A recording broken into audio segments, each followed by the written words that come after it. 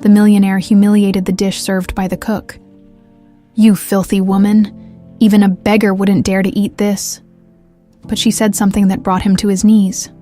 The Chicago winter bit hard through the city in January 2025, but nowhere did it feel colder than inside the Davenport mansion.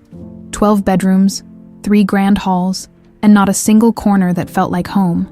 Charles Davenport stood at the panoramic window of his study, watching snowflakes dance across the skyline of a city he practically owned.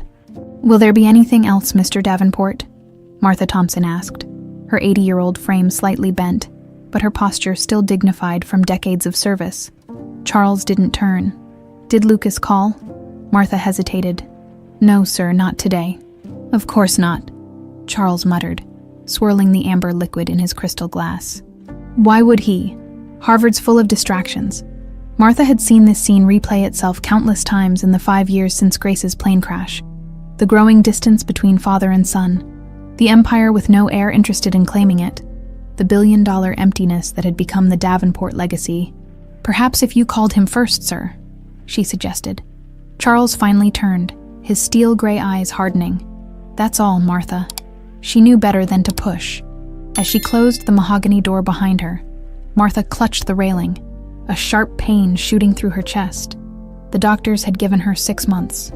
Maybe less. 6 months to right the wrongs she'd witnessed over nearly 60 years of service to the Davenport family. 6 months to bring Emily home, 2,000 miles away. Emily Walker wiped the sweat from her brow as she worked the dry Tennessee soil. 3 years of drought had turned their once fertile 10 acres into an unforgiving patch of dust and memories. The small farmhouse behind her had seen better days, its white paint peeling to reveal the weathered wood beneath, much like her hopes, wearing thin with each failed crop. "Emily," her grandmother's voice called from the porch, weaker than it had been yesterday. Emily dropped her tools, forcing a smile as she jogged toward the house. "Coming, Gran." Mildred Walker sat in her rocking chair, a quilt across her lap despite the unseasonable warmth. At 75, her eyes still sparkled with the same determination that had raised Emily after her mother's death. "You shouldn't be out there in this heat," Mildred said, patting the chair beside her. "Someone's got to try," Emily replied, taking a seat. She didn't mention the foreclosure notice that had arrived yesterday, tucked now beneath her mattress. "I made your tea. The doctor said it might help with the pain." Mildred took the cup with trembling hands. "Your mother used to say you can heal anything with good food and honest work." "Mom said a lot of things," Emily replied softly, touching the silver medallion that hung around her neck, intricate indigenous engravings catching the late afternoon sun. It was her only inheritance, that and her mother's recipes. She was right about most of them, Mildred said, but her next words were cut short by a violent coughing fit that left spots of blood on her handkerchief. Emily's heart clenched. "That's it. We're going to the clinic. We can't afford—" "I don't care," Emily insisted, already helping her grandmother to stand. "We'll figure it out." The local clinic confirmed what Emily had feared. Mildred's heart was failing, the same congenital condition that had taken her mother's life. The rural doctor's face was grim as he delivered the news. "She needs specialized care, Miss Walker. In Nashville, maybe even Chicago, where they're pioneering new treatments for this condition." Emily stared at the medical bills already piling up. "How long does she have without it?" "Weeks, maybe a month." That night, after settling her grandmother into bed, Emily sat at their worn kitchen table, head in her hands. The medallion felt heavy against her chest, like it carried all the weight of her family's struggles. Her phone buzzed with a text from her cousin Megan. "Just heard about Aunt Mildred. There's a job opening where I work. Rich family in Chicago needs a new cook ASAP. Live-in position. Pays triple what you'd make there." Emily bit her lip. Chicago, the big city her mother had always warned her about, where people lost their souls to skyscrapers and ambition. "Would they even hire someone like me?" She texted back. "Worth a shot. Interviews in 3 days. They're desperate after their last chef quit." Looking around the kitchen where her grandmother had taught her every recipe in their family's heritage, Emily made her decision. She texted back a single word: "Coming." 3 days later, Emily stood before the imposing iron gates of the Davenport mansion, her best dress feeling suddenly inadequate, her medallion tucked safely beneath her collar.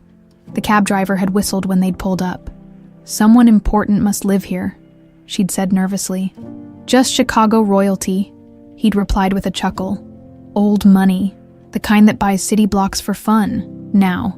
Clutching her small resume and a reference letter from the diner where she'd worked back home, Emily pressed the intercom with a trembling finger. Walker for the cook position, she said, trying to keep her voice steady. The gate swung open silently, revealing a driveway lined with bare winter trees that seemed to watch her with quiet judgment. The mansion loomed ahead, all stone and privilege and old money. Emily straightened her spine. This wasn't about her pride. It was about Mildred's life. Martha Thompson opened the door herself, something she rarely did these days, but something had drawn her to the security camera feed. A familiar face somehow, though she couldn't place it. When Emily stepped into the grand foyer, Martha's breath caught in her throat. The girl looked so much like, "I'm Emily Walker. I'm here about the cook position." Martha studied the young woman. Warm brown eyes, honey blonde hair pulled back in a practical bun, hands calloused from hard work. There was no artifice, no calculation in her face like the usual fortune hunters who orbited the Davenport wealth. "Follow me to the kitchen," Martha said. "Mr. Davenport is away on business. I conduct the initial interviews." As Emily followed the elderly woman through corridors lined with art that probably cost more than her entire farm, she fought the urge to run. This world wasn't hers. But then she thought of Mildred's face as she'd left. Brave, hiding her pain, insisting Emily shouldn't go. "You'll prepare something," Martha said as they entered a kitchen larger than Emily's entire house. "Show me what you can do," Emily nodded, slowly removing her coat. As she reached for an apron, the medallion slipped from beneath her blouse, catching the light. Martha froze, her eyes fixed on the piece of jewelry. Where did you get that?" Emily touched it self-consciously. "It was my mother's, the only thing I have of hers." "Your mother?" Martha repeated, her voice faint. "And her name was Linda Walker." Emily tilted her head curiously. "Did you know her?" Martha gripped the counter to steady herself, decades of secrets threatening to spill over. The medallion, with its distinctive tribal engravings, was unmistakable. She had been with Charles when he purchased it from a Native American artisan during that fateful summer in Tennessee 30 years ago. The summer he'd fallen in love with a local girl his father had paid to disappear. "No," Martha lied, composing herself. "I don't believe I did." She gestured to the kitchen. "Now, show me what you can do with simple ingredients. That's the mark of a true chef." As Emily began to cook, Martha watched with growing certainty. Charles Davenport's daughter had just walked through his front door, and nothing would ever be the same again. Emily's hands moved with instinctive grace as she surveyed the Davenport kitchen. Marble countertops gleamed under state-of-the-art lighting. Professional equipment worth more than her family's entire farm lined the walls. It was intimidating, yet somehow, the kitchen felt like the only honest room in this monument to wealth. "What would you like me to prepare?" she asked Martha, who was still watching her with an unsettling intensity. Martha composed herself. "Something simple, but revealing. Show me who you are through your food." Emily nodded. Understanding the challenge, she opened the refrigerator, stocked with premium ingredients that would make any chef drool, but instead reached for the basics: flour, butter, milk, and a few humble vegetables. "May I use music while I cook?" Emily asked, her fingers already itching for rhythm. Martha raised an eyebrow but nodded. Emily pulled out her phone, and soon the kitchen filled with the folk melodies her mother had played while teaching her to cook.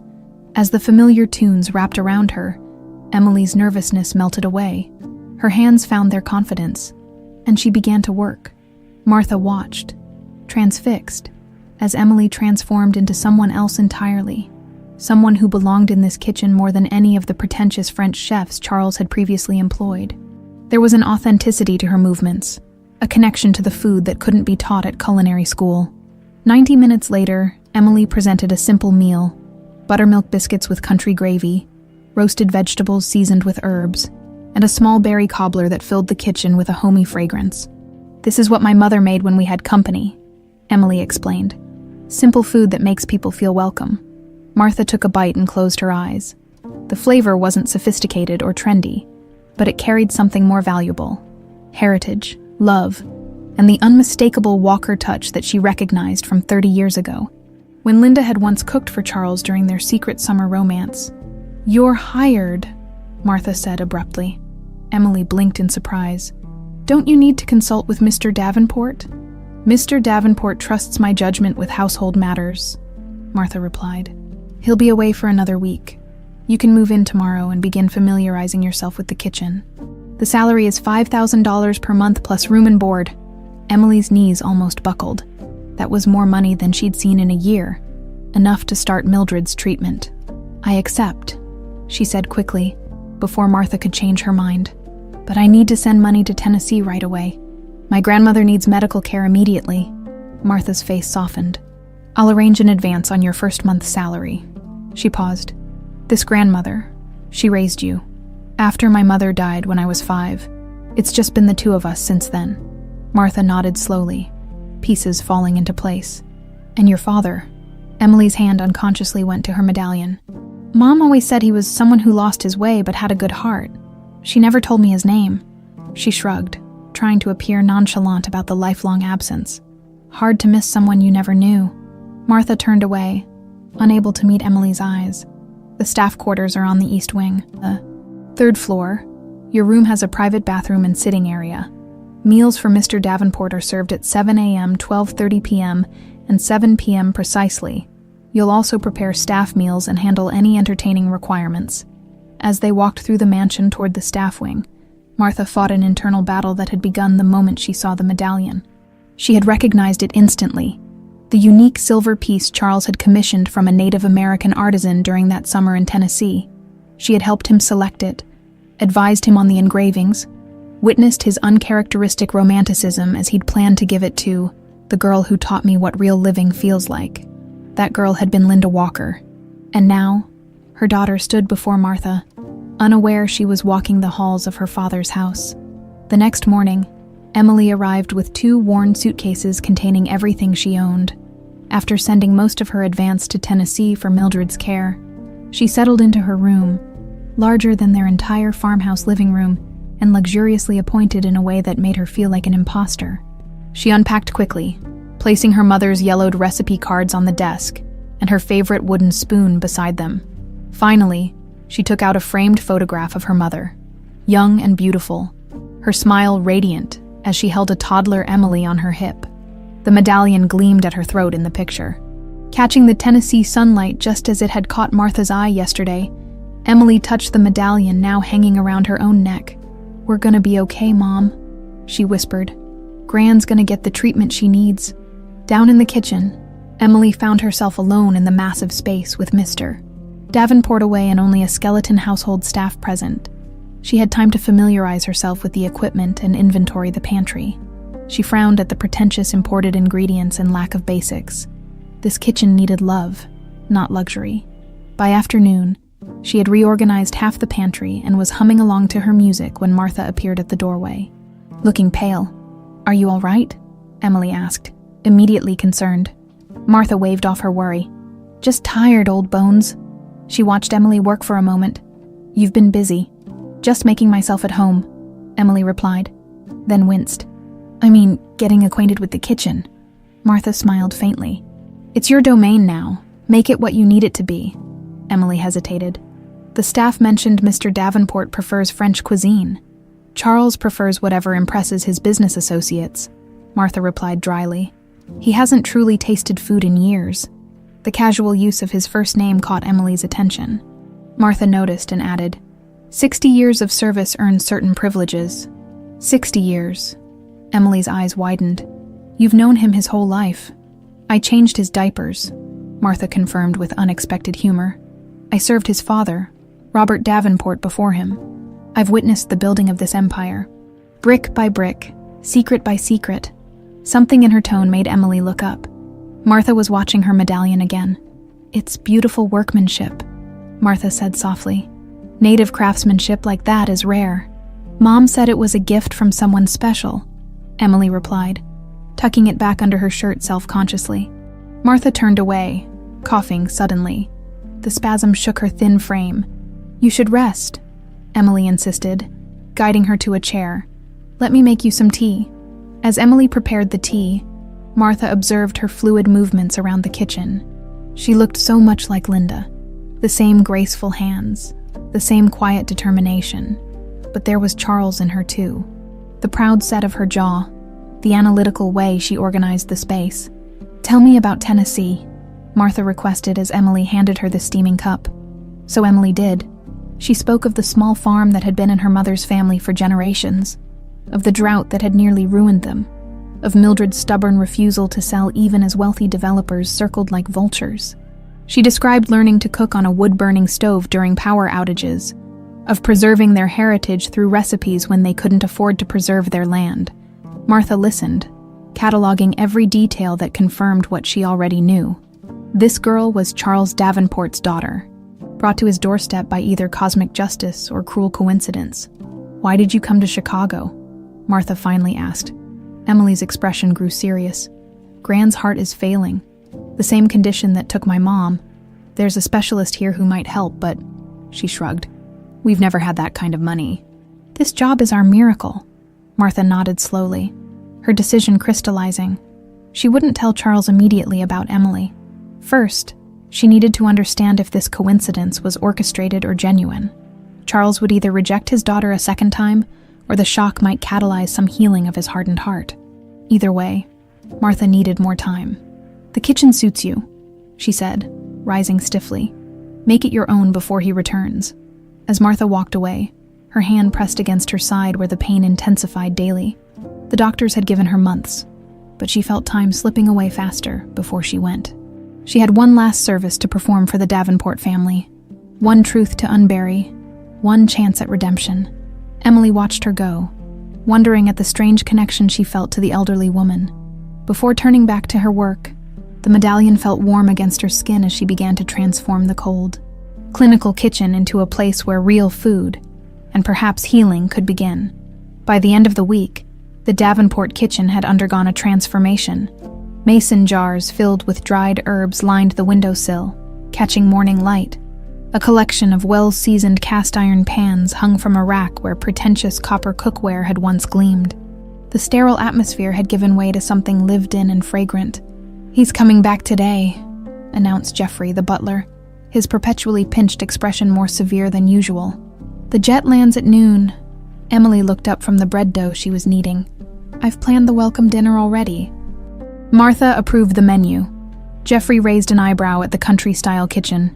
"Mr. Davenport is very particular about everything," muttered Rosa, the housekeeper, as she grabbed a fresh-baked cookie from the cooling rack. "Don't take it personally when he barely notices your food, honey. Man hasn't really tasted anything since Mrs. Grace died." Emily had heard whispers about the late Mrs. Davenport, a socialite whose private plane had crashed in the Alps 5 years ago. The staff spoke of her in hushed, reverent tones, describing a woman who had brought warmth to the mansion that disappeared with her death. "And the son, Lucas?" Emily asked, trying to understand the family dynamics. Rosa and Jeffrey exchanged glances. "Harvard? Business school?" Jeffrey said stiffly. "Hasn't been home in almost 2 years. They had a falling out after the funeral," Rosa added, ignoring Jeffrey's warning look. "Mr. Davenport wanted Lucas to start learning the business. Lucas wanted nothing to do with it." Emily nodded, understanding fractured family relationships all too well. She returned to her dough, adding a sprinkle of herbs from her mother's recipe. Martha appeared at the doorway, moving more slowly than usual. "Emily, a word," in the hallway. Martha handed her an envelope. "Your first week's pay, as promised." Emily's eyes widened at the amount. "This is more than we agreed.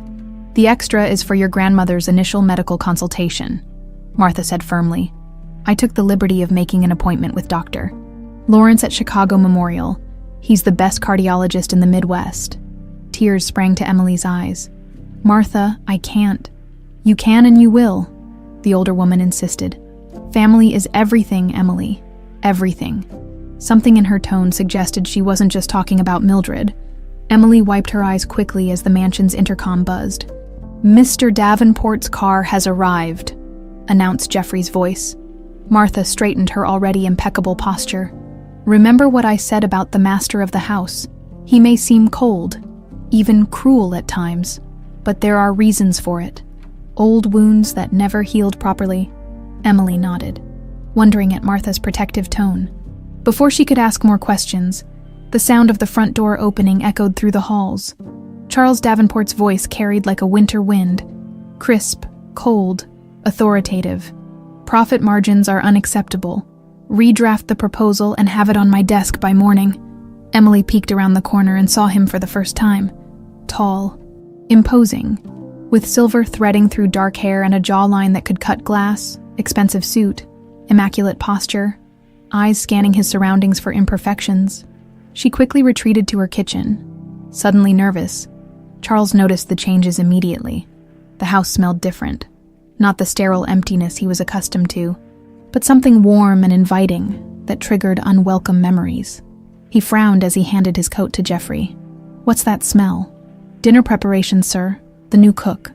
I wasn't informed we had hired anyone. Martha conducted the interviews in your absence, as usual," Jeffrey replied smoothly. "She comes highly recommended," Charles grunted, already distracted by the emails flooding his phone. "Have dinner in my study at 7. I have calls with Tokyo tonight." "Yes, sir, though Martha suggested you might enjoy dining in the small dining room this evening to properly assess the new chef's capabilities." Charles shot him a look that would have withered a lesser man. Jeffrey remained impassive, years of service having immunized him to his employer's moods. "Fine. 7 o'clock, small dining room." Charles headed toward his study, the scent of fresh bread following him like a ghost. He couldn't quite shake. At precisely 7, Emily put the finishing touches on the first course. She had chosen a menu that spoke of comfort without being unsophisticated. Butternut squash soup with brown butter and sage, roasted chicken with rosemary and lemon, seasonal vegetables from a local farm, and a warm apple crumble for dessert. "He's waiting," Jeffrey announced, his tone suggesting Emily had already committed some grievous error. Taking a deep breath, Emily carried in the soup herself, wanting to gauge Mr. Davenport's reaction firsthand. Charles sat at the head of the small dining table, papers spread before him. Barely glancing up as she entered, Emily carefully placed the soup before him, the medallion swinging forward from beneath her chef's coat as she leaned in. "Your first course, Mr. Davenport," she said. "Butternut squash soup with—" "I don't need a description," he cut her off, still not looking up from his documents. "Just leave it." Emily straightened, biting back a retort. She'd dealt with difficult customers at the diner back home, but none with this particular brand of dismissive arrogance. "Enjoy your meal, sir," she managed, retreating to the kitchen where she found Martha waiting. "He didn't even look at it," Emily said, unable to hide her disappointment. "Give him time," Martha advised. "Food has associations for him, memories he spent years avoiding." When Emily returned to clear the soup, which Charles had mechanically consumed while continuing to work, she brought the main course. This time, the aroma was strong enough to make Charles pause. He looked at the dish, then finally at Emily. His eyes widened almost imperceptibly, something flickering across his face too quickly to identify. "You're new," he stated flatly. "Yes, sir. Emily Walker, I started this week." Charles's gaze was assessing. "Clinical. Where did you train?" "My mother's kitchen, then a local diner in Tennessee," Emily answered honestly, lifting her chin slightly. "Some skills can't be taught in fancy schools." A flash of irritation crossed his face at her subtle defiance. "We'll see if that's true or just rural arrogance." Emily pressed her lips together. "Will there be anything else, sir?" Charles waved her away, but as she turned to leave, he added, "The soup was adequate." From Charles Davenport, Martha had later explained. This constituted high praise. Over the next 3 days, Charles and Emily established an uneasy routine. He continued to work through meals, barely acknowledging her presence, while she quietly observed which dishes he finished and which he merely picked at. She noticed he avoided anything with southwestern spices, but seemed to unconsciously favor dishes with rosemary and thyme. Martha watched their interactions with keen interest, occasionally dropping hints about Charles's preferences that seemed too specific for general knowledge. "How do you know so much about what he likes?" Emily finally asked. Martha smiled enigmatically. 60 years, dear. I notice things." On the 4th evening, everything changed. Charles informed Jeffrey that he would be hosting 4 foreign investors for dinner the following night, crucial partners for a new development project. "They'll expect something impressive," he instructed Emily. "Jeffrey will supply you with the appropriate menu." Jeffrey handed her a typed list of elaborate French dishes, the kind designed to showcase wealth rather than flavor. "Is this what Mr. Davenport wants, or what he thinks his guests want?" Emily asked. Jeffrey's expression remained neutral.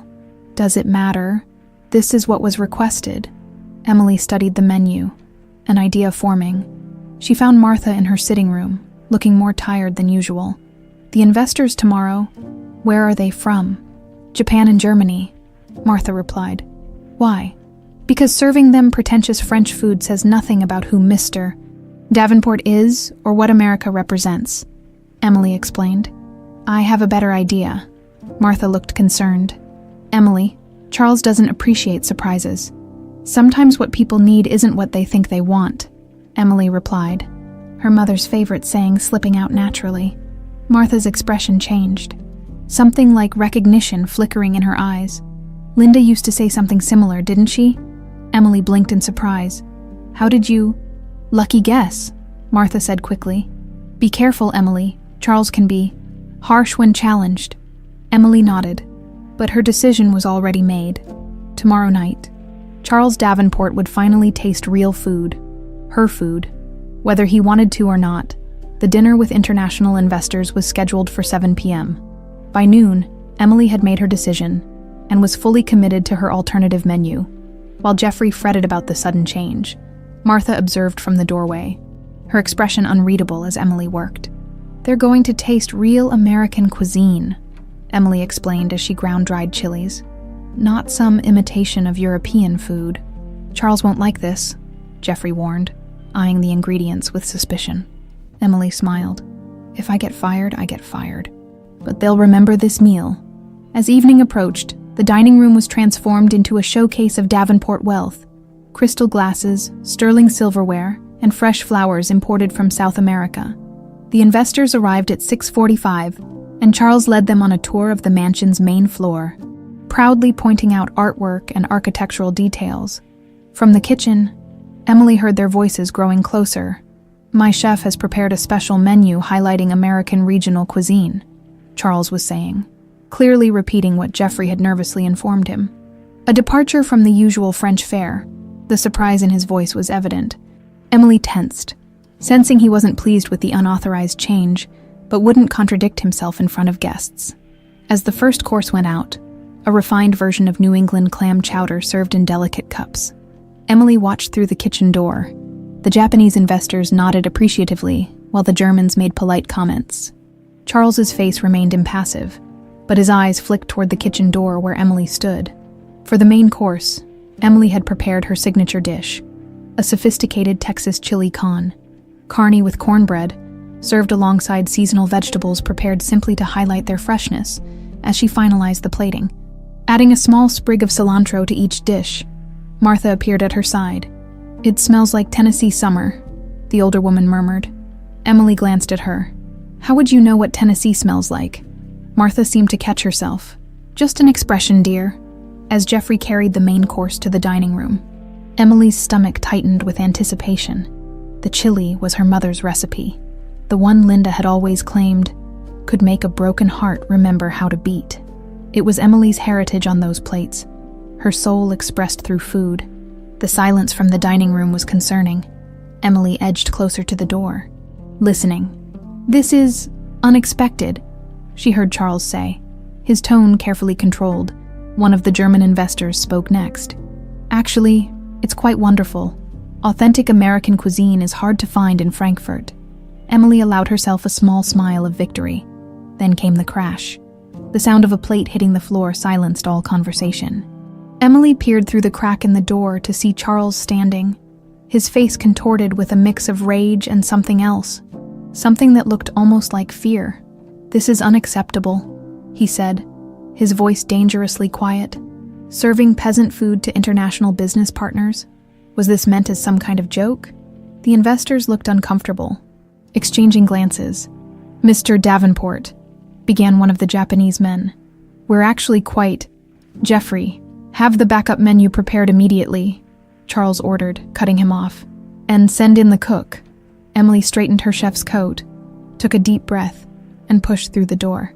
"You wanted to see me, Mr. Davenport?" she asked. keeping her voice steady. Charles's eyes were cold fury. What is the meaning of this? This diner food? The medallion felt hot against Emily's skin as anger rose within her. This diner food represents authentic American culinary tradition.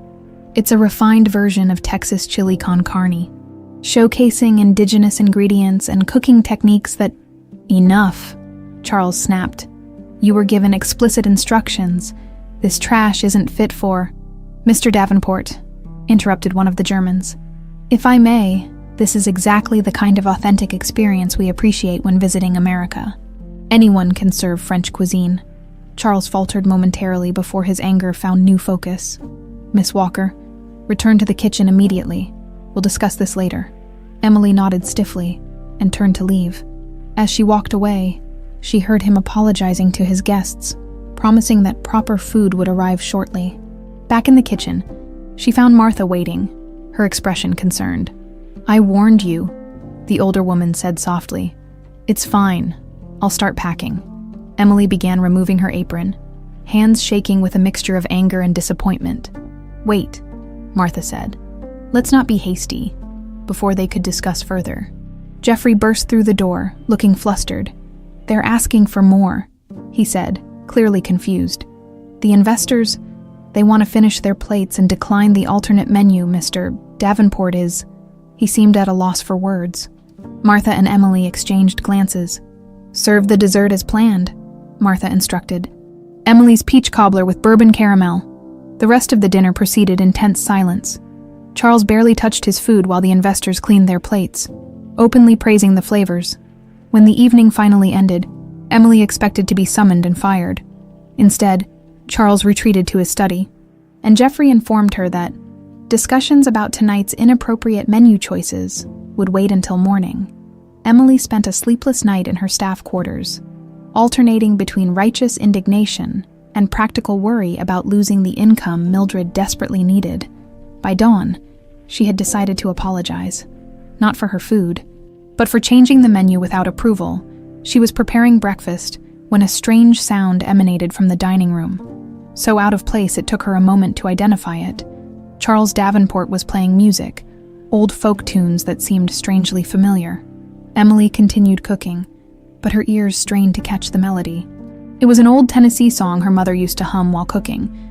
At precisely 7 a.m., Jeffrey appeared to collect Charles's breakfast tray. Mr. Davenport will take breakfast in his study today, he announced. Emily nodded, having already prepared the usual assortment of bland, continental breakfast items Charles seemed to prefer. She handed over the tray, resigned to waiting for her inevitable dismissal. An hour later, Martha found her in the herb garden, harvesting fresh mint. He wants to see you in his study. Emily wiped her hands on her apron. To fire me? Martha's expression was enigmatic. Just go. Charles's study was intimidating. Dark wood, leather-bound books, and floor-to-ceiling windows overlooking the Chicago skyline. He sat behind a massive desk, not looking up when she entered. Emily waited, back straight, preparing her dignified exit speech. Make it again, he said finally, still not looking at her. Excuse me. The chili. Make it again. Charles finally raised his eyes to meet hers, and Emily was startled by what she saw there. Not anger, but something raw and uncertain. Just for me this time. Emily blinked in confusion. You want me to make the dish you called trash last night? A muscle twitched in his jaw. The investors were impressed by your creativity. It would be remiss not to properly assess it myself in a less pressured environment. It was as close to an apology as Charles Davenport probably ever came. Yes, sir. For lunch. He nodded once, dismissively returning to his papers. Emily turned to leave, thoroughly confused by this turn of events. Miss Walker, he called as she reached the door. Emily paused. Where did you learn to make that particular dish? The question seemed loaded with something she couldn't identify. My mother, she answered truthfully. It was her specialty. Charles nodded again, his expression unreadable. That will be all. As Emily closed the door behind her, she found Martha waiting in the hallway. What happened? The older woman asked, her voice hushed. He wants me to make the chili again, just for him. Martha's hand flew to her heart, and for a moment, Emily thought she might faint. Martha, are you all right? The elderly woman steadied herself against the wall, Just fine, dear. Just surprised. As Emily walked back to the kitchen, she couldn't shake the feeling that something significant had just happened. Something beyond a simple food request. The medallion felt warm against her skin, almost as if responding to the strange energy that now permeated the cold mansion. Meanwhile, in his study, Charles sat motionless, staring at a small drawer in his desk that had remained locked for nearly 30 years. Inside lay a photograph he hadn't looked at since his father had forced him to leave Tennessee, threatening to disown him if he didn't end things with that country girl. The taste of the chili had unlocked something he'd spent decades trying to forget. The memory of a small kitchen filled with laughter, music, and the scent of southwestern spices that had once represented the happiest summer of his life. Emily approached the chili preparation with a blend of curiosity and caution. The request still puzzled her, but she was determined to recreate her mother's recipe perfectly. As she worked, she couldn't help wondering why this particular dish had triggered such a dramatic reaction in her employer. The secret's in toasting the spices first, she murmured to herself, a habit from cooking alongside her mother as a child. The familiar motions brought comfort as she crushed cumin seeds, dried chilies, and oregano in a mortar, releasing their fragrance into the kitchen. At precisely noon, the chili was ready. Emily ladled it into a simple earthenware bowl, deliberately choosing rustic presentation over the mansion's fine china, and added a slice of freshly baked cornbread on the side. "That smells wonderful," Martha commented, appearing in the kitchen. She looked paler than usual, one hand unconsciously rubbing her side where the pain had grown worse. "Are you sure you're all right?" Emily asked, concern evident in her voice. Martha waved away her worry. "Just tired. Old age catches up with everyone eventually." She eyed the dish. "He's waiting in the small dining room. Go on." Charles sat alone at the table, a leather portfolio open before him but clearly untouched. He looked up when Emily entered, his expression guarded but somehow expectant. She placed the bowl before him without comment. Something shifted in his face as the aroma reached him. A softening around the eyes, a slight parting of lips, as if the scent had physically transported him elsewhere. Emily stood quietly, waiting to be dismissed. Instead, Charles picked up his spoon and took a deliberate bite. The impact was immediate and visible. His eyes closed briefly, and when they reopened, they held an emotion Emily couldn't quite identify. "This is exactly how she made it," he said softly, seemingly to himself. "Sir?" Charles looked at her as if suddenly remembering her presence. "Someone I knew long ago. She made chili like this." Emily remained still, sensing a rare moment of vulnerability. Food carries memories. "My mother always said a good recipe is a time machine." Charles's gaze sharpened. "Your mother taught you this recipe?" "Yes. It was her specialty." Emily hesitated, then added, "Her name was Linda." The spoon clattered against the bowl. Charles stared at her with an intensity that made her step back instinctively. "Linda?" he repeated. "From Tennessee?" A chill ran up Emily's spine. "Yes. Did you know her?" The moment stretched between them, taut with unspoken significance. Then Charles's expression shuttered closed, the businessman mask firmly back in place. "No. Common name. That will be all, Miss Walker." Emily retreated to the kitchen, heart racing with questions she couldn't quite formulate. Something had just happened, something significant, but the pieces refused to connect. In the privacy of his study, Charles unlocked the desk drawer he'd avoided for decades. Inside lay a faded photograph, a younger version of himself with his arm around a beautiful woman, both laughing against the backdrop of Tennessee hills. Her blonde hair caught the sunlight, and around her neck gleamed a distinctive silver medallion, the same one he'd glimpsed on Emily. "Impossible," he whispered. But the evidence was undeniable. The timeline fit. The resemblance was there in the proud tilt of Emily's chin, the shape of her eyes. Could Linda have been pregnant when his father had torn them apart? The thought opened a chasm of possibilities he wasn't ready to face. A soft knock interrupted his thoughts. He quickly returned the photograph to its hiding place. "Enter." Martha stepped in, looking frailer than he'd ever seen her. "The doctor called about Mildred Walker's consultation.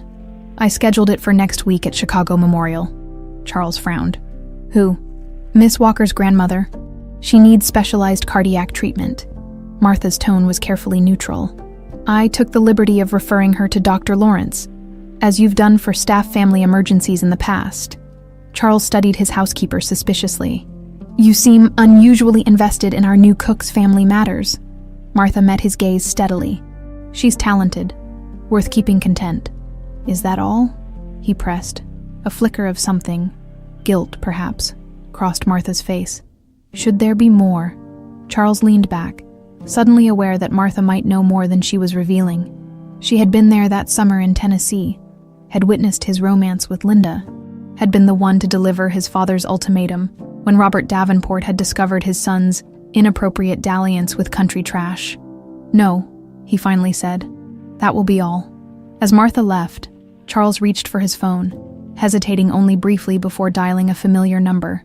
"Jackson," he said when his private investigator answered. "I need information on someone, Emily Walker from Tennessee, and her mother, Linda Walker, discreetly." Across town, in a luxurious penthouse overlooking Lake Michigan, Lucas Davenport stared at his laptop screen in confusion. The anonymous email had arrived minutes ago. "The Davenport family has more secrets than you realize. Look deeper into your father's past. Someone important has just entered his life." Attached was a decades-old photograph of Charles with a young woman Lucas had never seen before. They looked happy, a stark contrast to the cold, controlling father he'd grown up with. "What's got you so serious?" asked Vanessa Morgan, appearing in the doorway of his home office. Her sleek designer dress and perfect makeup seemed excessive for a quiet night in, but Vanessa never relaxed her standards. Lucas closed the laptop. "Nothing important." Vanessa raised a perfectly shaped eyebrow. "Didn't look like nothing." She slinked over, attempting to peek at his screen. "Just work," he insisted, standing to block her view. "Ready for dinner." Vanessa's smile didn't reach her eyes. Always. As they left for the restaurant, Lucas couldn't shake the unsettling feeling that something was happening with his father, something that might affect the carefully maintained distance he'd put between himself and the Davenport legacy. Back at the mansion, Emily placed a call to the small hospital near her Tennessee farm. "How is she?" she asked anxiously. "Holding stable?" the nurse replied. "The new medication helps. But Dr. Carter says she needs to see that specialist in Chicago as soon as possible." Emily's throat tightened. "Tell her I've scheduled the appointment. I'm sending money for the train ticket tomorrow." After hanging up, she found herself wandering into the garden where Martha was sitting on a stone bench, looking tired but peaceful. "Gran's coming next week," Emily said, joining her. "For the specialist appointment." Martha nodded. "Good, doctor. Lawrence is excellent." Emily hesitated. "Martha, something strange happened today. When I mentioned my mother's name, Mr. Davenport reacted oddly." Martha's expression remained carefully blank. "How so?" "Like he recognized it, like he might have known her." Emily twisted the medallion between her fingers. "Did he ever visit Tennessee, maybe in the late 90s? Martha looked away. "Charles has traveled extensively for business." "This wouldn't have been business," Emily pressed.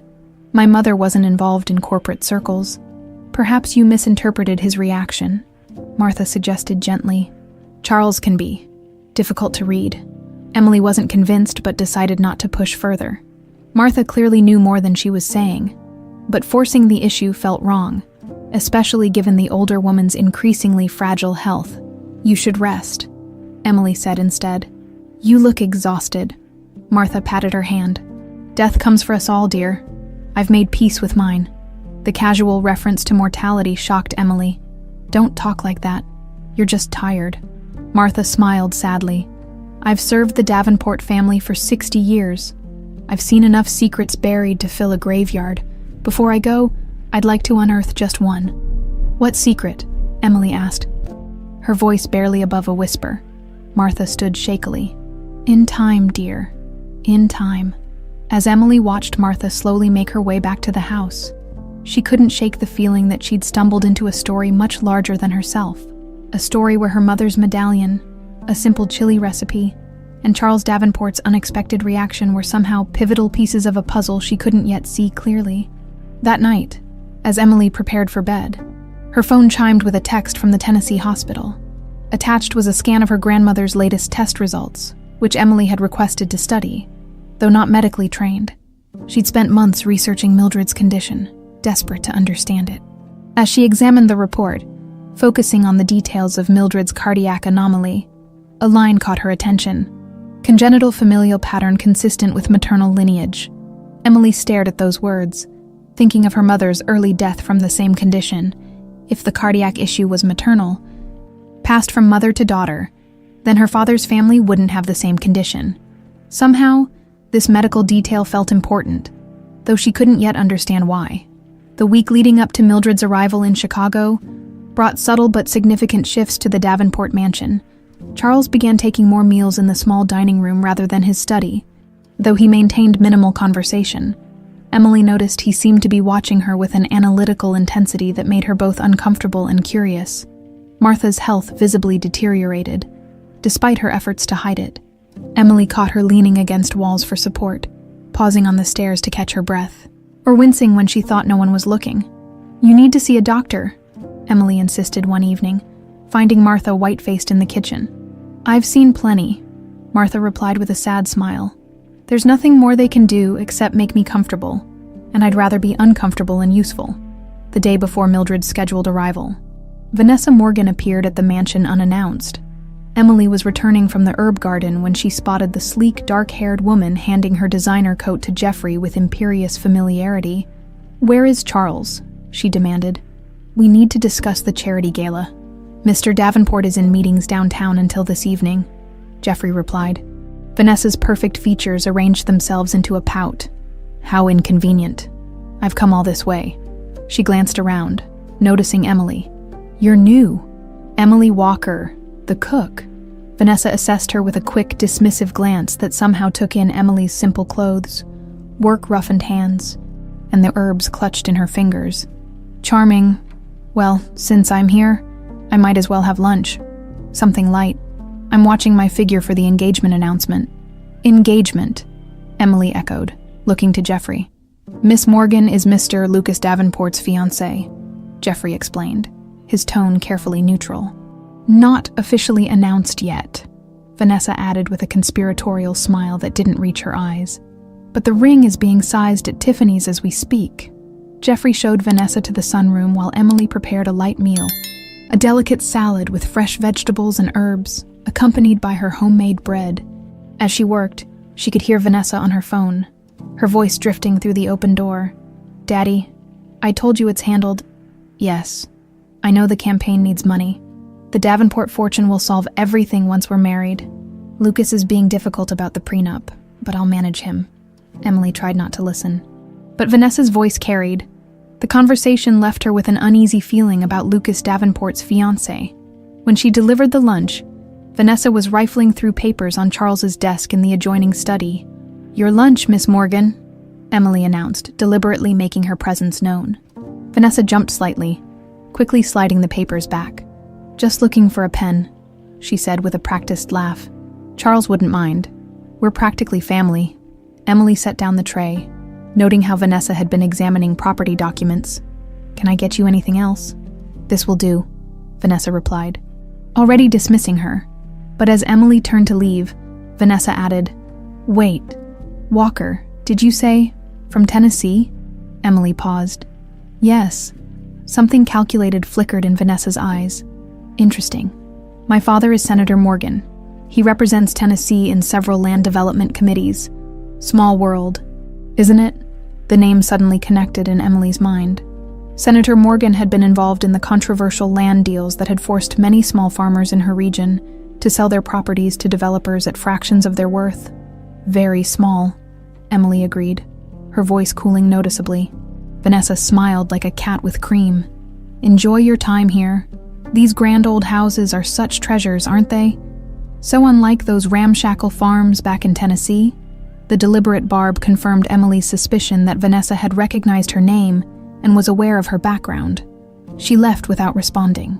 Unsettled by the encounter, later that afternoon, as Emily prepared for Mildred's arrival, Martha found her in the kitchen.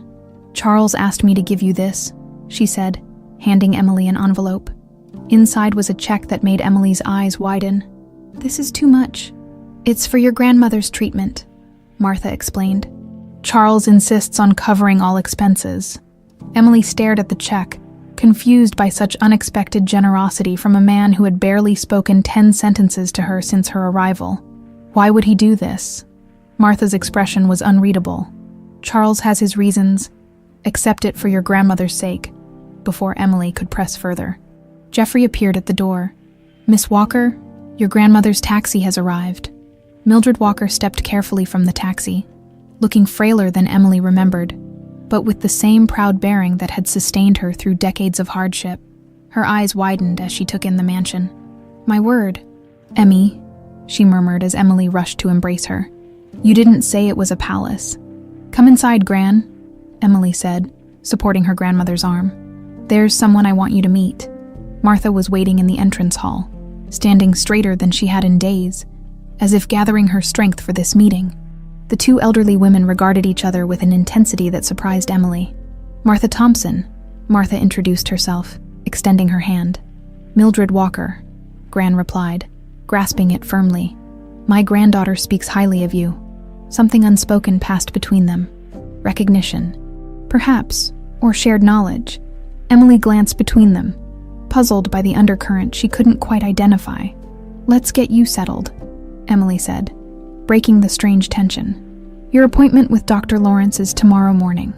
As they moved toward the guest room Charles had unexpectedly offered for Mildred's stay, Martha touched Emily's arm gently. Charles would like to meet Mrs. Walker when she's rested. For dinner, perhaps. Emily looked to her grandmother, who nodded calmly. I'd be pleased to meet my granddaughter's employer. Dinner that evening was a study in carefully maintained facades. Charles was impeccably polite, Mildred graciously dignified, and Martha watchful. Emily served a meal that bridged their worlds.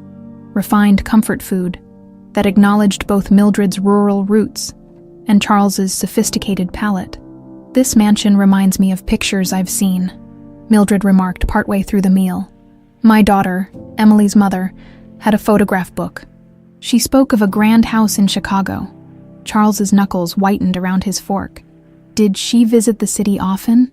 No, Mildred replied, her eyes never leaving Charles's face.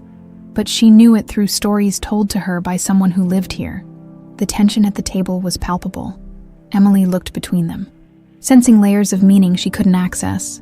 Your medallion, Charles said suddenly, addressing Emily. May I see it? Surprised, Emily lifted the silver piece from beneath her shirt. Charles studied it with an intensity that made her uncomfortable. Unusual craftsmanship, he commented, his voice carefully controlled. Native American. Yes, Mildred answered for her. A gift to my daughter from someone she cared for deeply. Charles's eyes met Mildred's in what seemed like silent acknowledgement. The moment stretched between them before he abruptly changed the subject to Mildred's upcoming medical appointment. After dinner, as Emily helped her grandmother to her room, Mildred gripped her arm with surprising strength. That man, she said quietly. He's the one from your mother's pictures. Emily stared at her. What do you mean? The summer before you were born, your mother fell in love with a young man from Chicago who was visiting Tennessee. They were inseparable for months when he left suddenly. She was heartbroken. Mildred's eyes were intense. That man was Charles Davenport. The revelation left Emily reeling. Are you saying he knew my mother? That they were involved? Mildred nodded slowly. There's more, but it's not my place to tell the whole story. Some truths need to come from those who created them. The next morning, when Emily returned from taking Mildred to her appointment, she found Vanessa in Charles's study again, this time with an older man in an expensive suit. Emily, perfect timing, Vanessa called, with false warmth. This is my father, Senator Morgan. Daddy, this is the cook I mentioned, from Walker Farm in Tennessee. The senator's practiced smile didn't reach his eyes. Walker, interesting coincidence. We've been looking at property acquisitions in Tennessee recently. Emily nodded stiffly. Not much of a coincidence in a small community where families have lived for generations. Until progress necessitates change, the senator replied smoothly. I believe your family's land was part of the Riverside development 30 years ago. The familiar pain of old injustice flared in Emily's chest. Our land was taken through manipulated property laws and falsified documents. We were forced to sell for pennies on the dollar. The senator's smile turned cold. Strong accusations, Miss Walker. I'd be careful making such claims without evidence. Daddy specializes in rural development, Vanessa interjected with malicious sweetness. In fact, we have some fascinating historical documents right here about the Tennessee acquisitions. The Davenport Corporation was actually the primary investor. Isn't that interesting? Emily's world tilted on its axis as Vanessa gestured to papers spread across Charles's desk. Property maps, legal documents, and correspondence bearing the Davenport corporate seal and Robert Davenport's signature. Your family's land, Vanessa continued, tapping a highlighted section, was particularly valuable due to water rights. The previous owner, Robert Davenport, Charles's father, was quite determined to acquire it, something about preventing his son from making a disastrous mistake with local trash. The deliberate cruelty of the revelation struck Emily like a physical blow. Her family's generations of hardship, her mother's struggles to keep what little they had left, all traced back to the Davenport family, to Charles's father. And if her grandmother was right about Charles's relationship with her mother, the implications were devastating. You should ask Charles about it, Vanessa suggested, triumph gleaming in her eyes. I'm sure he'd be happy to explain how his family destroyed yours. The documents blurred before Emily's eyes as the implications crashed through her mind. The Davenport family had systematically destroyed her family's livelihood. Charles had known her mother, been involved with her, and then his father had targeted their land. You look pale, Miss Walker, Senator Morgan observed with false concern. Perhaps you should sit down. Emily straightened her spine, drawing on generations of Walker pride. I'm fine, thank you. If you'll excuse me, I need to check on my grandmother. Of course, Vanessa purred. Family is so important, isn't it? Emily managed to walk calmly from the study, maintaining her dignity until she reached the kitchen. Once alone, she gripped the counter, her knuckles white as she fought to control her breathing. The pieces were aligning with terrible clarity. Charles's reaction to her mother's name, his interest in the medallion, Martha's cryptic remarks, her grandmother's revelation, but the full picture remained elusive, just beyond her grasp. Emily, Martha's voice came from the doorway. Are you all right? Emily turned, anger flaring. Did you know about the land? About what the Davenports did to my family? Martha's face fell. Not everything, not at first. But you suspected who I was from the beginning, didn't you, when you saw the medallion? The older woman nodded slowly. I recognized it immediately. I helped Charles choose it. Why didn't you tell me? Emily demanded. Because the truth is complicated, Martha replied, and not entirely mine to tell. Then whose is it? Emily's voice rose. Charles's? The man whose family stole everything from us. There's more to that story than you know, Martha insisted. Then enlighten me, Emily challenged. Martha opened her mouth to respond but was interrupted by a commotion at the front door. Jeffrey's voice carried down the hallway, followed by a deeper male voice Emily didn't recognize. Your father isn't expecting you, Mr. Davenport. I don't care. I need to speak with him immediately. Emily and Martha exchanged glances before moving toward the hall. A tall young man with Charles's jawline but softer features stood in the entrance, shrugging off Jeffrey's attempts to take his coat. Lucas, Martha said, genuine warmth in her voice. This is unexpected. Martha, Lucas acknowledged with a nod. Is he here? Your father is at the hospital, Martha replied. With Mrs. Walker. Lucas's brow furrowed. Who? My grandmother. Emily stepped forward. I'm Emily Walker, the new cook. Lucas studied her with sudden interest. Walker, from Tennessee. Emily's heart skipped. How did you know that? Before Lucas could answer, the front door opened again, and Charles entered with Mildred. The tension in the foyer became electric as all parties registered each other's presence. Lucas? Charles said, surprise evident in his voice. What are you doing here? We need to talk. Lucas replied tersely. Privately. Whatever you have to say can wait, Charles responded, helping Mildred to a chair. Mrs. Walker needs to rest. Lucas stared at Mildred, then at Emily, his expression calculating. Walker, he repeated, from the anonymous email. What email? Charles demanded. Someone sent me old photographs, Lucas said, watching his father carefully. Of you with a woman in Tennessee. Said I should look into our family secrets. Color drained from Charles's face. Martha, take Mrs. Walk her to her room. Emily, go with them. No, Emily said firmly. I want to hear this. Vanessa and Senator Morgan appeared in the study doorway, drawn by the commotion. Vanessa's eyes lit with malicious delight at the unfolding drama. Perfect timing, darling, she called to Lucas. We were just discussing the Davenport family's interesting history with Miss Walker's family property. Lucas looked confused. What property? The land your grandfather acquired in Tennessee 30 years ago? Senator Morgan explained smoothly. Through my office's historical records, we've discovered it belonged to Miss Walker's family before some unfortunate legal complications. Stolen, Emily corrected, her voice tight. The word you're looking for is stolen. Charles turned to her, his expression unreadable. Emily, is it true? She demanded. Did your father take our land because of your relationship with my mother? The question hung in the air, its implications silencing everyone. Lucas stared at his father, then at Emily, recognition dawning on his face. Oh my God, he whispered. Charles opened his mouth to respond but was interrupted by a sharp cry from Martha. She clutched her chest, face contorted in pain, and collapsed to the floor. Martha! Emily rushed to her side, all other concerns momentarily forgotten. Charles was already calling for an ambulance, his voice commanding and urgent. Heart attack. My housekeeper. 79 years old. The next hours passed in a blur of emergency personnel, hospital corridors, and tense silence. Emily found herself in a hospital waiting room for the second time that day. Surrounded by people connected by threads of secrets and resentments, Charles paced relentlessly. Mildred sat quietly, her own frail health temporarily set aside in concern for Martha. Lucas stood apart, occasionally glancing at Emily with undisguised curiosity. Vanessa and her father had mercifully departed, promising to continue their discussion later. Finally, a doctor appeared. Ms. Thompson is stabilized, but her condition is critical. The cancer has spread significantly. Cancer, Emily echoed. She never said, terminal pancreatic cancer, the doctor confirmed. Our records show she was diagnosed 3 months ago. She's refused most treatments. Charles looked shaken. Can we see her? Briefly, she's conscious but very weak. Martha lay small and pale against the hospital sheets, tethered to monitors and IV lines. She beckoned Charles closer when they entered.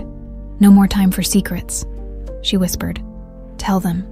Charles hesitated, his composure cracking visibly. If you won't, I will, Martha insisted, her voice gaining strength. I made a promise to myself that I would right this wrong before I died. Charles turned to face Emily, Lucas, and Mildred.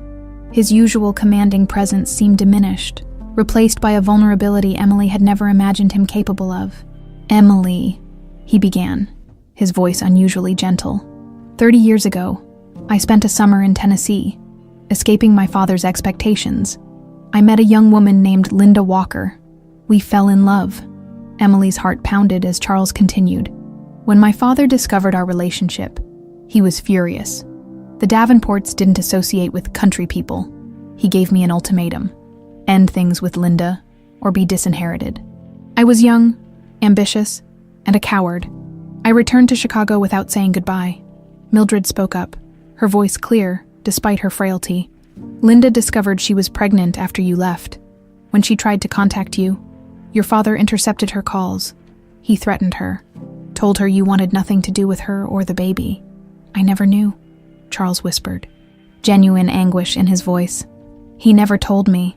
He did more than threaten, Mildred continued. He systematically acquired all the surrounding properties, cut off our water rights, made it impossible for us to maintain our farm. It was punishment and insurance, making sure Linda could never afford to bring her child to Chicago to find you. Emily felt dizzy, the revelation too enormous to process. Are you saying, Charles is your father, Emily? Martha confirmed from her hospital bed. I suspected from the moment I saw your medallion, the one Charles gave Linda before he left. The timing fits. The resemblance is there, and your reaction to each other's cooking. She smiled weakly. Food memories don't lie. Lucas stared at Emily with new awareness. You're my sister. Half-sister, Emily corrected automatically, still struggling to comprehend the truth. Charles moved toward Emily, uncertainty in every line of his body. I never knew about you if I had. Emily stepped back, overwhelmed. "I need air." She fled the room, finding her way to a small courtyard where winter air bit at her cheeks.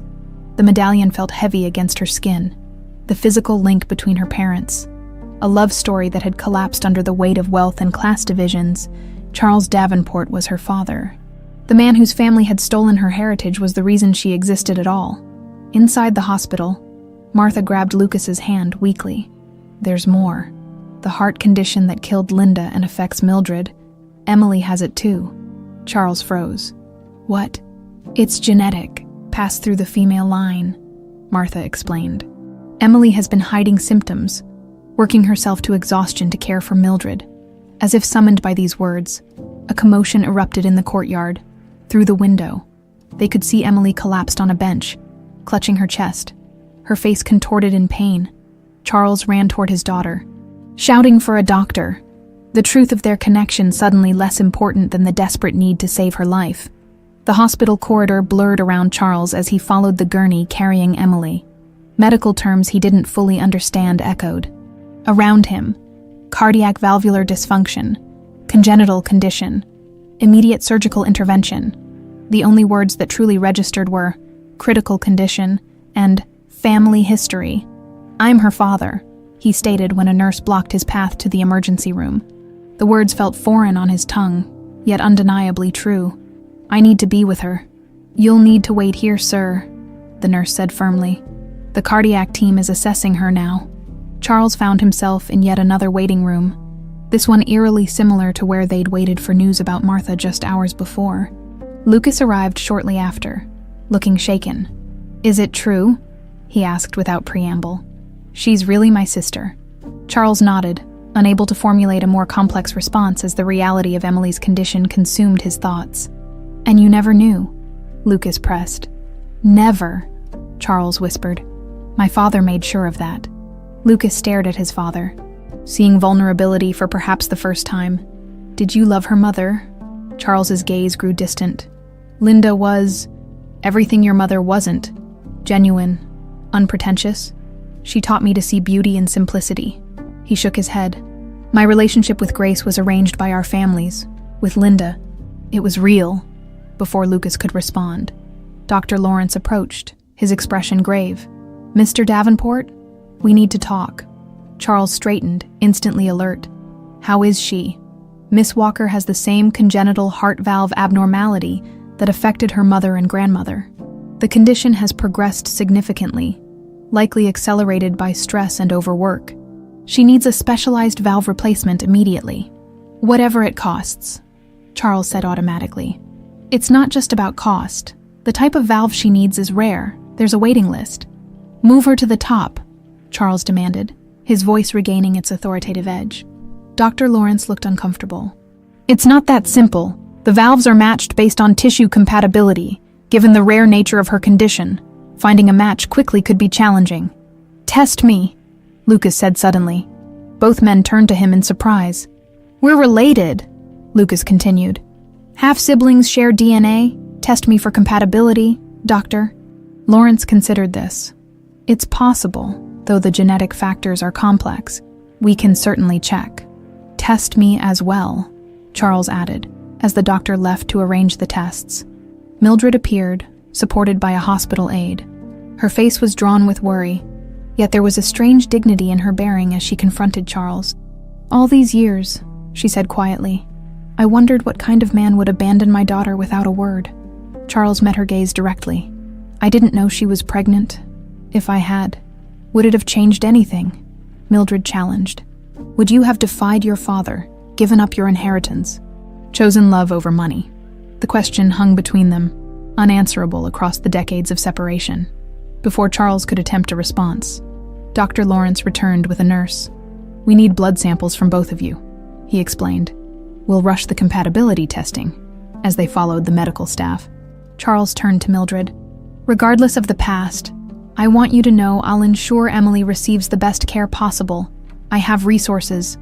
Money doesn't solve everything, Mr. Davenport," Mildred replied, her voice soft but firm.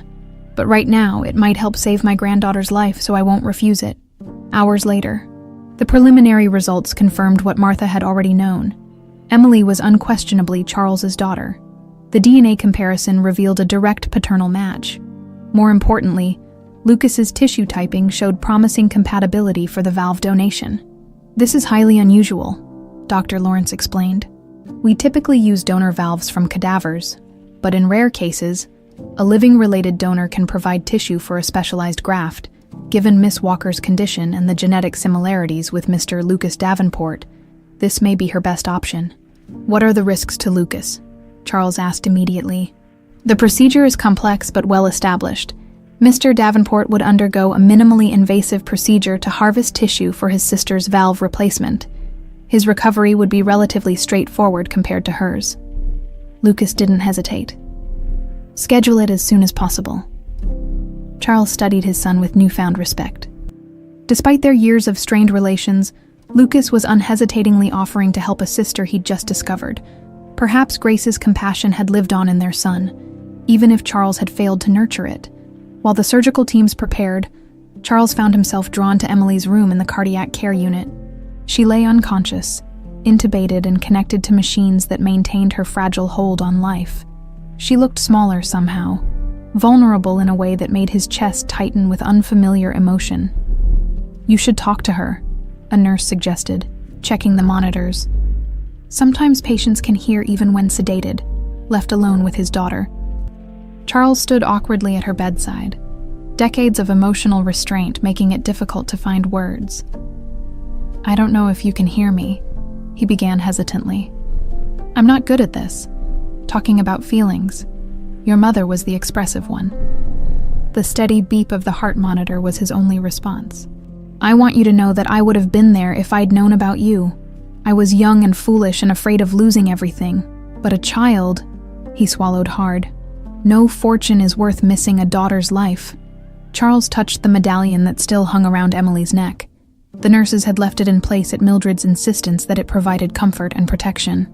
"I remember the day I gave this to your mother. We were by the river on her family's property. She'd been teaching me to fish, laughing at how hopeless I was at it. The sun caught her hair just right, and I thought, this is what happiness feels like." He traced the intricate engravings with his finger. "I commissioned it from a local artisan. The design tells a story about interconnected paths, how people can separate but remain linked by invisible threads. I thought it was romantic nonsense at the time. But now, the irony wasn't lost on him.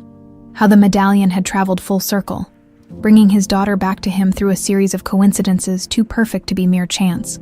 In the surgical prep area, Lucas was answering the anesthesiologist's questions when Vanessa burst in. Her perfect composure visibly rattled. "What are you doing?" she demanded. "The hospital called about emergency surgery for her." "Hello to you too," Lucas replied dryly. "Yes, I'm donating tissue for a heart valve for my sister." "Sister?" Vanessa's eyes widened. "That cook is claiming to be a Davenport now, Lucas. Can't you see this is a con? She shows up with some sob story and a convenient heart condition right when we're discussing the prenup." Lucas studied his fiancée, seeing her through new eyes. "There's DNA confirmation, Vanessa, and she didn't claim anything. She didn't even know until today.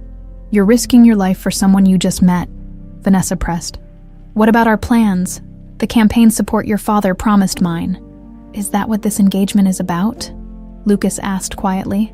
"Political alliances and business deals." Vanessa's expression hardened.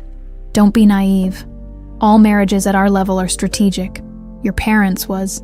And look how well that turned out," Lucas countered. "My father spent his life regretting the choice he made for money and position.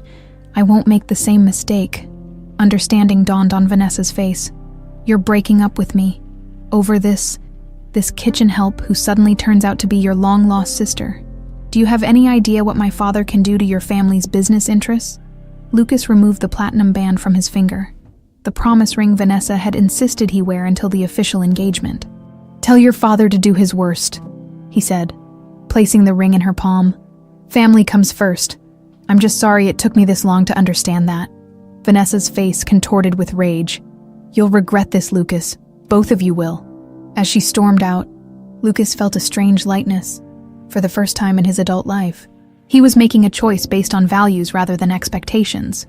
Whatever happened next, he would face it knowing he'd taken a stand for something that mattered. The The surgical waiting room had become a strange gathering place for their fractured family. Charles and Mildred sat in uneasy proximity, occasionally exchanging words about Emily's childhood or Linda's life. After Charles, Martha had been moved to a room on the same floor, insisting on regular updates despite her own critical condition. "She makes the best biscuits I've ever tasted," Mildred was saying. "Just like her mother." Charles nodded. "Her chili. It took me back 30 years.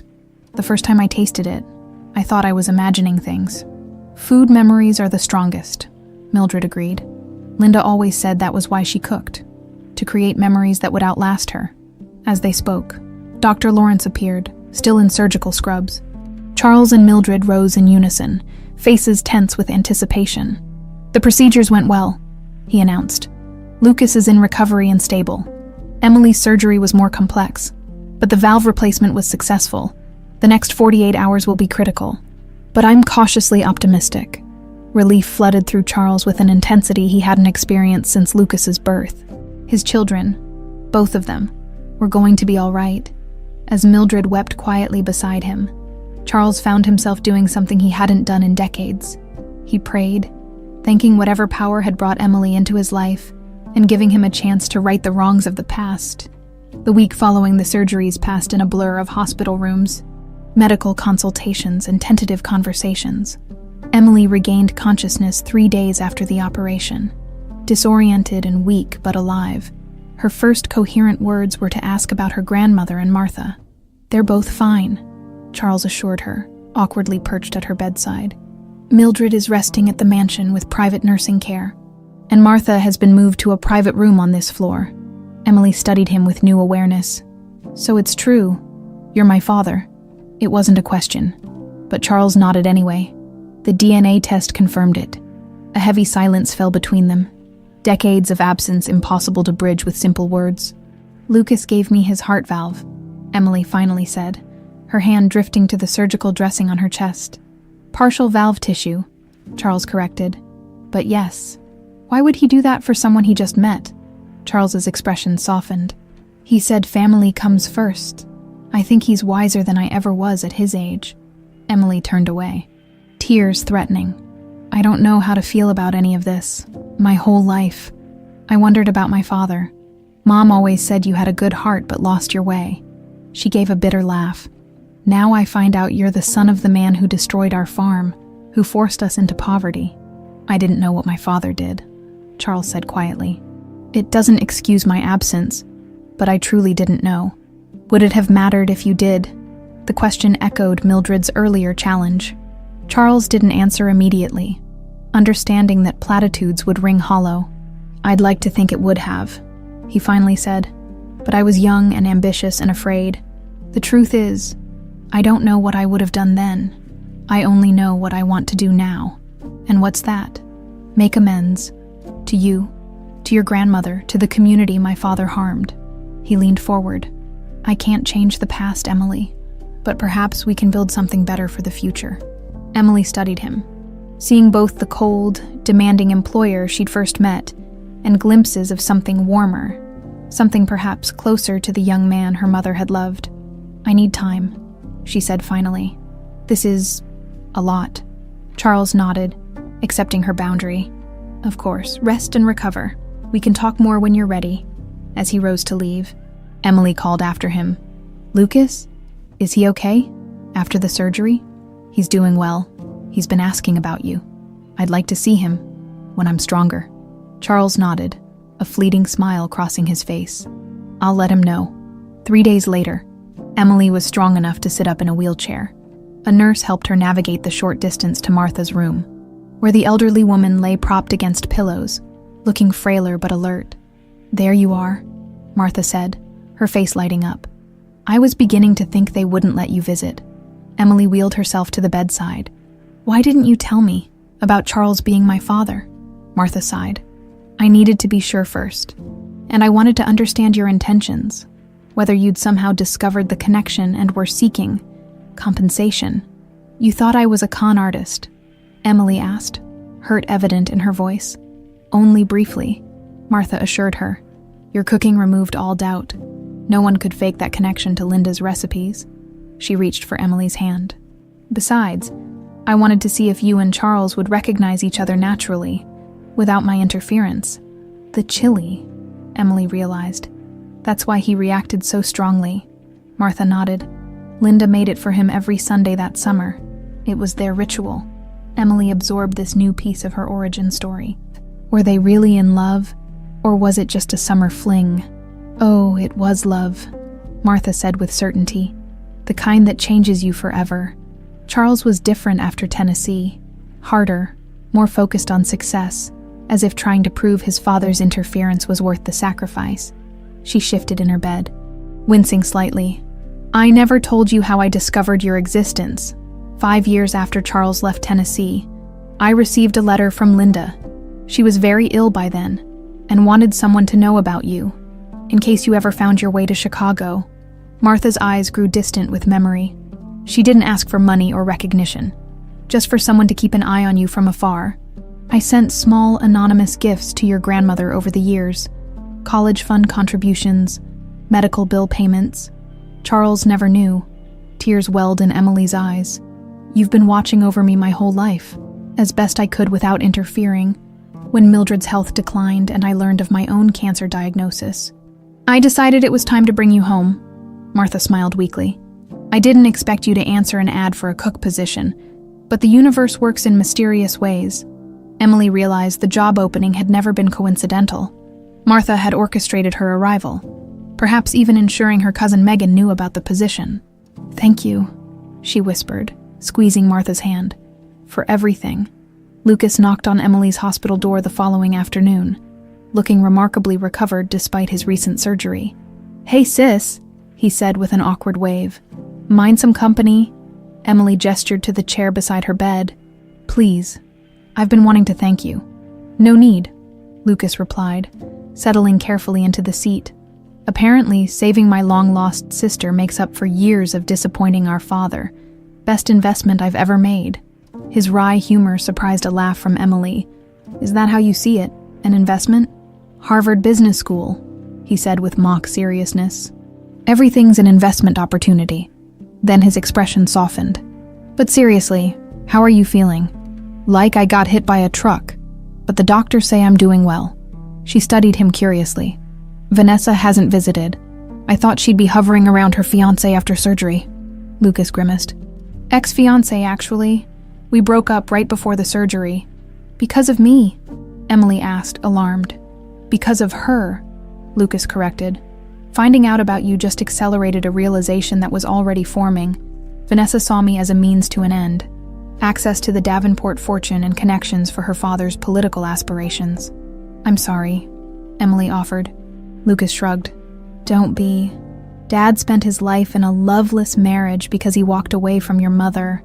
I'm not making the same mistake. The parallel wasn't lost on Emily. He told you about that. More than he's ever shared before. I think finding you has changed him. Lucas leaned forward. I've never seen him like this. Vulnerable, reflective. He's been on the phone constantly, setting up something called the Walker Restoration Project. Emily's breath caught. What's that? I'm not entirely sure, but it involves property restitution in Tennessee and a foundation for rural community development. The door opened before Emily could respond, revealing Charles with an armful of documents and a determined expression that softened when he saw his children together. Good, you're both here, he said, awkwardly navigating the emotional terrain of finding his son and daughter in conversation. I have something to show you. He spread the papers across Emily's bed. Property deeds, foundation documents, architectural plans. These are the original boundaries of the Walker farm, he explained, pointing to a map. And all the surrounding properties my father acquired. I've arranged to restore them to Mildred's ownership, with additional acreage as compensation for 30 years of lost income. Emily stared at the documents in disbelief. You're giving our farm back. It's yours by right, Charles said simply. What my father took through manipulation, I'm returning with interest. He showed them more papers. Plans for an agricultural education center, a community kitchen, restoration of watershed rights, and a foundation named after Linda Walker to support rural preservation efforts. The Linda Walker Foundation will provide grants to struggling family farms and fund culinary education programs focusing on traditional American cooking techniques. Charles hesitated. If you approve, of course, it's your heritage. Emily traced the foundation logo, a stylized medallion with the same indigenous patterns as the one she wore. This is overwhelming. It's just the beginning, Charles continued, a new energy animating his usually controlled demeanor. I've been blind to the damage my family's company has done in the name of progress. That changes now. Lucas watched his father with growing respect. You're really serious about this. Deadly serious, Charles confirmed. The Davenport legacy needs to be about more than accumulating wealth and power. I want to leave something better for both of you. Something shifted in Emily's perception of her newfound father. The arrogant businessman was still there, but now she glimpsed the idealistic young man her mother had fallen in love with. Someone capable of passion and principles when freed from his father's toxic influence. I want to help, she said finally. With the foundation, it should truly represent Mom's values, not just be a corporate penance project. Charles nodded, visibly relieved by her engagement rather than rejection. I was hoping you would say that. Your voice should guide this work. As they continued discussing possibilities, a nurse arrived with news. Martha was asking for them urgently. They found her looking peaceful but undeniably weaker, her breathing shallow. My time's nearly up, she said when they gathered around her bed. But I needed to see you together before I go. Don't talk like that, Charles said sharply. The doctors say with the new treatment. Martha waved away his protests. I've made my peace, Charles. I've lived long enough to see my final wish fulfilled. The Davenport family whole again. She reached for Emily's hand. I left something for you in my quarters. A letter from your mother to Charles that his father intercepted.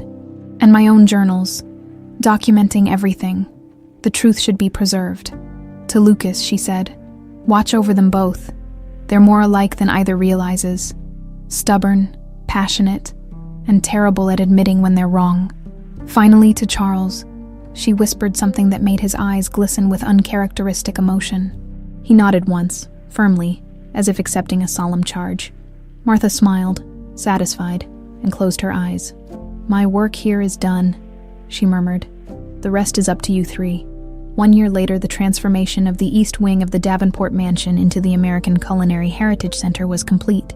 Where once cold marble and untouchable antiques had dominated, warm wooden workstations and state-of-the-art cooking facilities now welcomed students from across the country. Emily stood in the center of the main teaching kitchen, surveying the space with quiet pride. Photographs of traditional American cooks lined the walls, including a prominent one of Linda Walker, smiling from her Tennessee kitchen, the silver medallion gleaming at her throat. Are we ready for the big day? Charles asked, entering with a stack of programs for the evening's grand opening gala. Emily nodded, adjusting her chef's coat, custom designed with the Linda Walker Foundation logo embroidered over the heart. The students have been practicing all week. The menu represents culinary traditions from 12 different American regions. Charles smiled, a genuine expression that had become increasingly common over the past year. Your mother would be proud. So would Martha, Emily added softly. Martha Thompson had passed away peacefully 3 days after their hospital visit. But her influence remained. Her meticulously kept journals had provided a detailed account of the Davenport family history, including Robert Davenport's machinations to separate Charles and Linda. Reading her mother's intercepted letter had been both heartbreaking and healing for Emily, finally completing the picture of her parents' truncated love story. Lucas called from Tennessee, Charles said, changing the subject. The restoration of the Walker farmhouse is finished. Mildred is supervising the planting of the heritage garden. Emily smiled at the image of her grandmother, now healthier thanks to successful treatment, directing workers with her characteristic blend of gentleness and steel. After decades of struggle, Mildred Walker had reclaimed her family's land, expanded and improved through the Davenport resources, and was thriving in her role as the foundation's rural community liaison. When does he get back? Emily asked, referring to her half-brother. Tonight, just in time for the gala. He's bringing Jessica. Emily nodded approvingly. Lucas's new girlfriend, a brilliant environmental lawyer he'd met through the foundation's work, was a welcome change from Vanessa. The senator's daughter had made good on her threats, attempting to create problems for Davenport Industries through her father's political connections. But the family had weathered the attacks with surprising resilience. "I should check on the chili," Emily said, moving toward the stove where her signature dish simmered.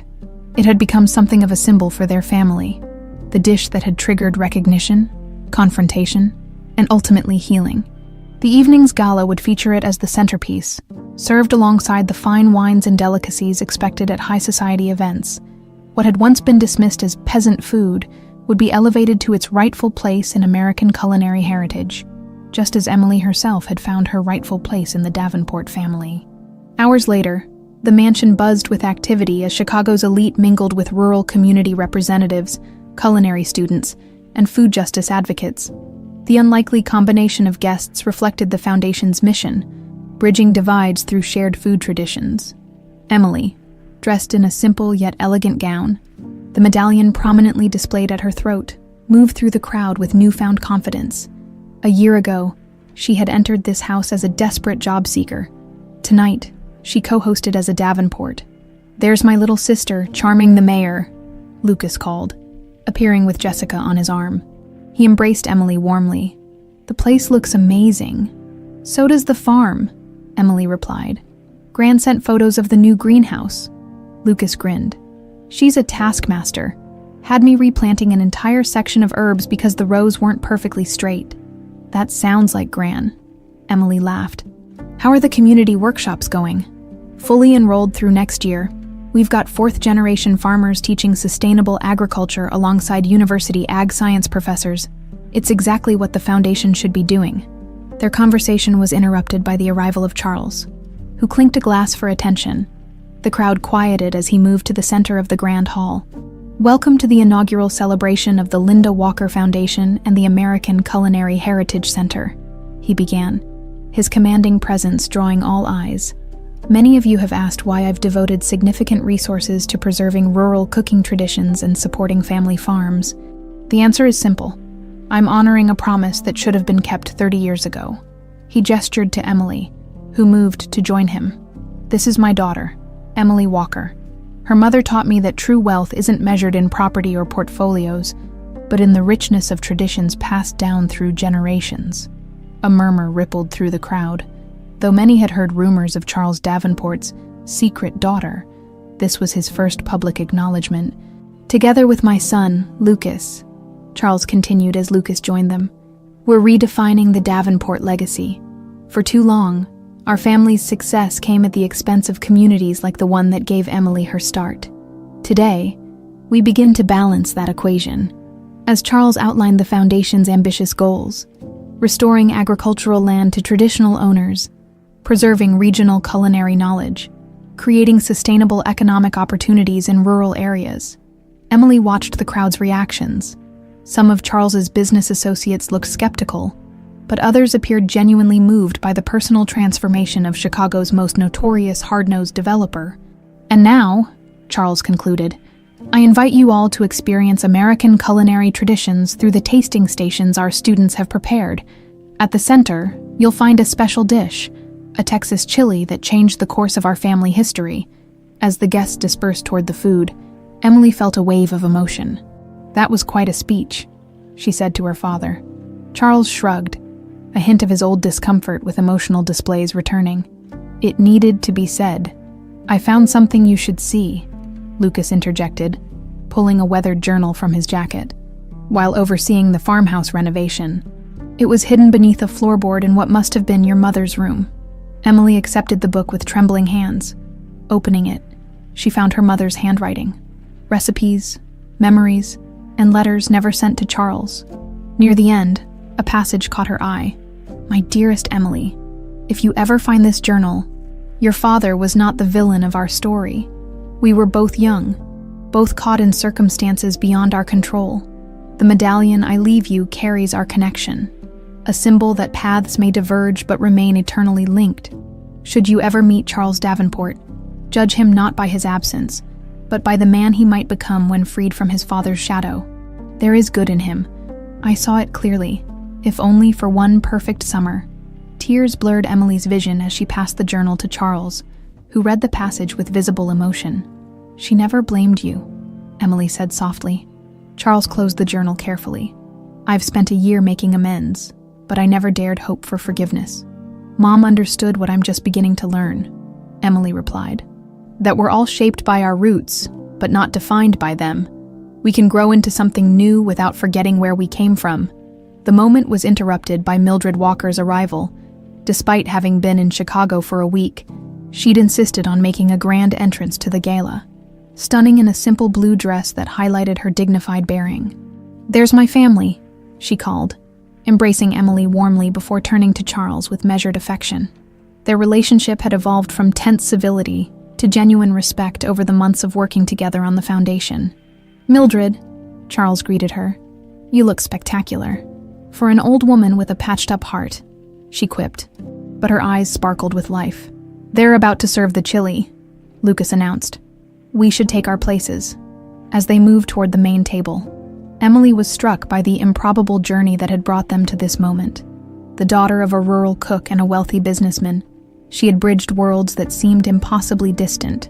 The medallion at her throat, the physical link between her parents, caught the light, its engravings telling the story of paths that separate but remain connected through invisible threads. When the chili was served, in elegant bowls, but preserving its authentic, rustic character, Charles raised his glass. "To Linda," he said simply, "who taught me the true taste of life. To Martha," added Emily, "who brought us together. To Roots," Lucas concluded, "and the courage to honor them." As the flavors of the chili, her mother's recipe, unchanged across decades and social divides, filled the room, Emily felt a sense of completion. The taste carried memories of Tennessee summers, of her mother's kitchen, of traditions that had survived against all odds, but it also carried the promise of something new, a family reclaimed, a legacy redefined, a future where the Davenport name stood for reconciliation rather than exploitation. In that moment, the taste of her roots had never been more sweet.